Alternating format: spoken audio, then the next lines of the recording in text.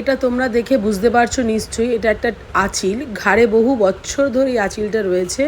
ও আমার কাছে hair treatment করতে আসে, তো আমিও অতটা খেয়াল করিনি। ওই দিন খেয়াল করাতেই আমি বললাম যে এমন একটা বাজে জায়গায় আঁচিলটা রয়েছে, তুমি রিমুভ করে নাও। তো সাথে সাথে বললো ঠিক আছে দিদি, তাহলে তুমি আমাকে রিমুভ করে দাও। এই আঁচিলটা রিমুভের প্রসেসটা তোমরা দেখো। প্রথমে জায়গাটাকে আমি অ্যানেস্থেশিয়া করে নিয়েছি, তারপরে মোল রিমুভের মেশিনের দ্বারা কিন্তু আমি আঁচিলটাকে রিমুভ করছি।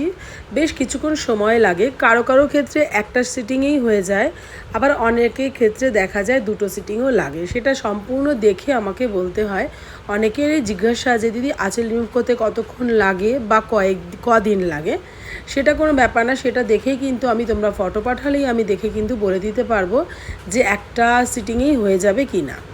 বহু বছর ধরে বহু মানুষের এইভাবে আমি আঁচিল রিমুভ করে যাচ্ছি, এবং যাদেরই আঁচিল রিমুভ করেছি তাদের কিন্তু সেকেন্ড টাইম সেখানে আর হয়নি। অনেকেরই পুরো মুখে আঁচিল ছিল, সেগুলোকে কিন্তু আমি রিমুভ করে দিয়েছি। রিমুভ করার সাথে সাথেই রেজাল্ট।